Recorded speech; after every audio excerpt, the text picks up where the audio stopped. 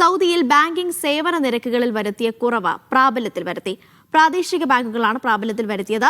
Saudi ബാങ്കുകളിൽ അന്താരാഷ്ട്ര ഇടപാടുകൾക്കുള്ള നിരക്ക് ഇനി പരമാവധി 2% സെൻട്രൽ ബാങ്കിന്റെ നിർദ്ദേശമാണ് ബാങ്കുകൾ നടപ്പാക്കി തുടങ്ങിയത്. ബാങ്കുകളുടെ വിവിധ സേവന നിരക്കുകളിലും മാറ്റം വരുത്തിയിട്ടുണ്ട്. കഴിഞ്ഞ മാസം സൗദി ദേശീയ ബാങ്കായ സാമ പുറത്തിറക്കിയ പുതിയ നിർദ്ദേശങ്ങൾ നടപ്പിലാക്കി സൗദി പ്രാദേശിക ബാങ്കുകൾ. ബാങ്കിംഗ് സേവന നിരക്കുകളിൽ വരുത്തിയ കുറവാണ് ഇവയിൽ പ്രധാനപ്പെട്ടവ. പുതുക്കിയ മാനദണ്ഡങ്ങൾ 60 ദിവസത്തിനകം നടപ്പിലാക്കാൻ ബാങ്കുകൾക്കും ധനകാര്യ സ്ഥാപനങ്ങൾക്കും സാമ നിർദ്ദേശം നൽകിയിരുന്നു.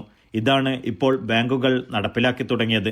അന്താരാഷ്ട്ര ഇടപാടുകൾക്കുള്ള നിരക്ക് പരമാവധി 2% നിശ്ചയിച്ചതാണ് പ്രധാന മാറ്റം.